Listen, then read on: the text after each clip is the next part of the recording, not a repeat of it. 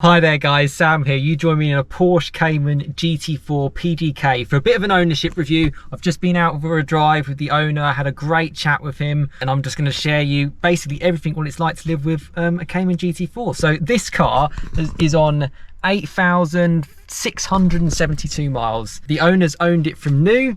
Honestly, I love these cars. I'm pretty much obsessed. I've driven the PDK versions, I've driven the manual versions, I've driven it around track, I've gone to Porsche Silverstone's Experience Centre, and I've spent a lot of time in general Caymans overall. 981 Cayman GT4, I've probably driven 6 or 7 times round track, and I love them. They're just so special. Mid-engined, naturally aspirated engine, and it's great. And there's always been a little bit of a debate between sort of like the PDK and the manual side of things as well, and 100% I love the manual. I can recommend it to anyone who kind of likes that too, but there's no denying straight away, from me driving the PDK, I felt on track it was just so good, and you could focus on your lines. So for example, with the GT4, can you see how you get like those little bulges? And I love using that as like hitting your apex. I love focusing on the driving, on the steering. I mean, this car is a completely, like, there's no buttons on the steering wheel. Apologies for apologies for the low sun. It's a gorgeous day. Yeah, November, we're in 2022 for this one. And the feel you get from the car is so great. What I found with the manual, it does have long gearing. The clutch in the 981 was quite firm. When they went to the 718, it got a little bit softer and it was a little bit more easier to use daily. Now, this car from stock has about 420 brake horsepower. It's a 4-litre naturally aspirated engine, which is great to see. So great. I'm so happy Porsche were able to keep making this car. It does have like OPFs. This particular owner has an aftermarket exhaust, which you'll hear.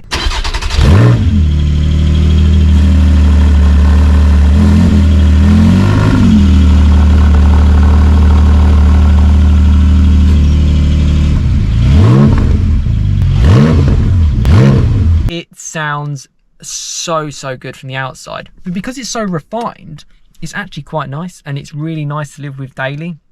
This owner does pretty much almost use it as a daily, as you can tell from the miles in the last year and a half. The PDK works fantastic, and again, the one thing that I think a lot of people, and myself kind of included, you don't necessarily know if you feel as much in control, but as you're kind of like on the move as like a normal sort of daily drive, you know, you just stick it in auto and let the gearbox kind of do its own thing.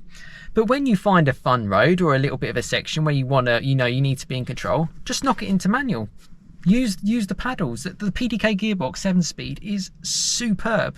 And in reality, for a few £1,000s as an option, it's not too bad. So this car is in gentian blue, and it's definitely an option that I would kind of go for. But actually, the owner's been really smart actually on the spec. Pdk Gearbox, gentian blue, not too much else you need. The car actually comes really well equipped anyway, normal GT4s. You get sort of like sports chrono. You've obviously got a lot of options in terms of how you can sort of go to PDK Sport. You can adjust the suspension. You've got the sports exhaust button, which does make a difference. Loads of different traction control settings. And yeah, there's your start stop button. PDK, very similar to me. The owner doesn't really use just turn it off, enjoy the car. Obviously, unless you want to use like sat nav and things like that. You get manual dials, as you can just about see there, and you get like a little GT4 kind of logo. You've got obviously your auto lights, cruise control. I mean, what more do you need? I love the little door pulls as well. It says it's going to save weight. Probably not the main thing that's going to save weight in this car. They sort of, I believe they're around sort of like 1,450 kilos. A little bit heavier with the PDK than the manual, but nothing that you're really going to notice a difference from. This car, sort of 0 to 60 time with the PDK, I believe it's sort of like 3.9. It's a quick car, no doubt, but it's all about sort of like that driving engagement about Caymans, and they're just the best. I mean, you can probably tell, and this is kind of why I share it on the channel, it's my dream car. There's no denying it, and it's something that, I'd aspire to own, and who knows when that could potentially happen. And for me, I love driving them so much. But to understand what it's actually like for sort of like a normal person to go about it day to day and sort of live with it, it's been, I sat as a passenger as this owner was driving on this one. I've driven them myself. They're so refined, There's no rattles, there's no creaks, and this is a sports car, and yet it's still so sort of like planted, and you can adjust the suspension to go firmer or softer. It's brilliant, and just everything works. Like us all, the owner of this car is busy, and just like you kind of watching as well. And if you get that sort of like small moments when the sun's out, just like it is today, like here, it's like you want to just know you can just get into your car and enjoy it.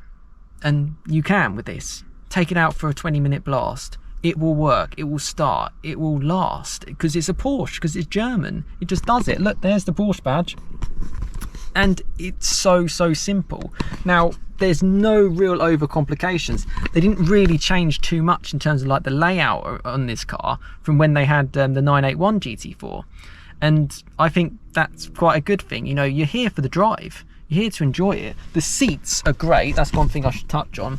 So these are sort of like the sports seats. You can go for like 981 buckets, but I mean, these are supportive around kind of like the shoulders. They really hug you in. A little bit easier to get in and out of the car than if you did go for the buckets, which obviously do cost a little bit more. You sit so low.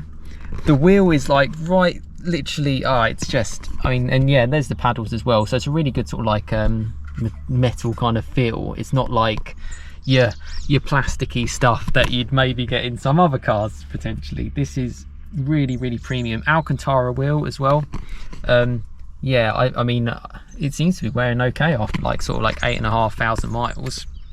And yeah, it's a car that makes me smile so much, and it makes me realize, you know, we're going in a way, you know, I've at the moment got an electric car I'm driving around in, the Fiat 500e, and I'll put a playlist on for that. And those cars, they're great, and I think that, you know, I'm learning quite a lot about it. But for the real car enthusiast, it's so hard to beat something like this. Yeah, I think a few things the owners mentioned. Obviously, when you have a car like this, even in this colour, it does attract attention. We were on the road and there were quite a few people sort of like trying to race us, and, you know, in C63Ss and F-types and flying past. You just kind of got to ignore it. But that's one thing you've got to think about. If you do own this kind of car, it will attract attention. I think, you know, this owner previously had a yellow GT4, a manual, and yeah, it probably attracted more than, say, this colour, which I feel is a good thing. I think it just makes it a little bit more subtle, because ultimately it's your experience to really enjoy and to kind of feel it.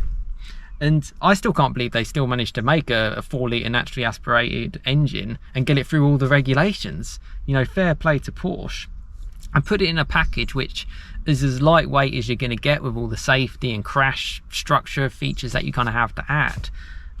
So yeah, what, 1,450 kilos? It'll be interesting to see if you actually pull it on the scales, what it would actually be. Because I've only ever driven Caymans on the track.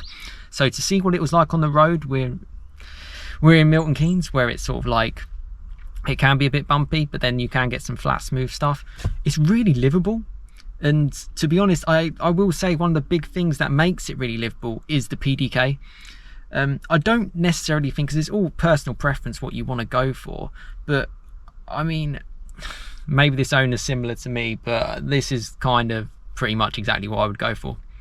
And the owner has particularly done a few little things with the decal. So it's got the Porsche sort of sun visor stripe, and sort of like the Porsche in sort of like silver sort of on the sort of the edges of the wing. That's not something that was spec'd by Porsche. That was something that came after. It's a brilliant car. And if I was to kind of add on the manual PDK debate, I would say it's whatever is your personal preference. But if you want the faster car, you're going to go for the PDK.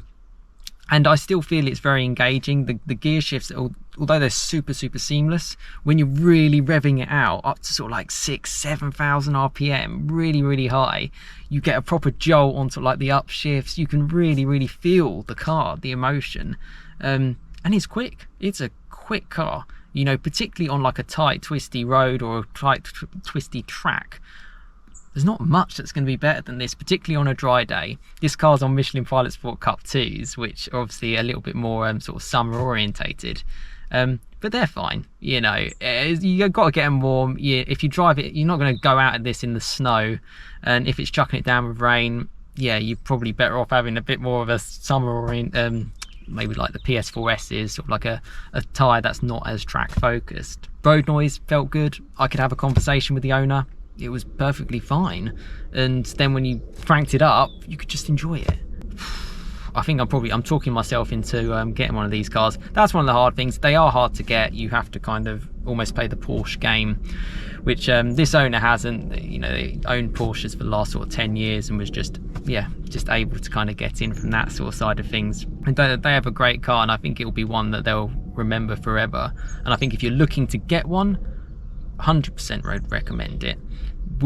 You know, whether it's PDK or manual, it's going to be completely down to you, but I can recommend both from driving both. You know, there hasn't really been any problems. This car hasn't even had its like first service yet, because it's sort of like every 2 years with Caymans. Yeah, I just can't stop smiling. If you have any questions actually about it, please let us know in the comments. Yeah, I'm going to pinch myself that I'm sitting in here and just enjoy the car. It's a special experience and a great ownership experience to actually have the car. You know, all round, residuals are great, daily ability is great on track, great on the road, looks great in my opinion, personal preference again, reasonably good value when you consider what you're getting as a package. Never going to get these cars again. You know, don't be looking in like, you know, 5-6 years of getting a naturally aspirated car, maybe even less than that, to be fair. There you go, great car. And yeah, I hope you've enjoyed this ownership review.